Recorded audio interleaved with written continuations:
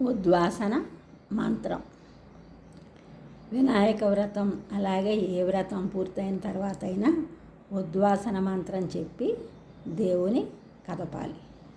ఆ మంత్రం యజ్ఞేన యజ్ఞమయజంత దేవాః తాని ధర్మాణి ప్రథమాన్యాసన్ తేహ నాకం మహిమానః సచంతే యత్ర పూర్వే సాధ్యా సంతి దేవాః.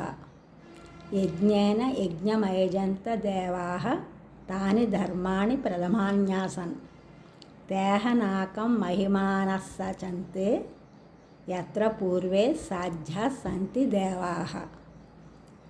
శ్రీ వినాయక దేవం యథాస్థానం ఉద్వాసయామి.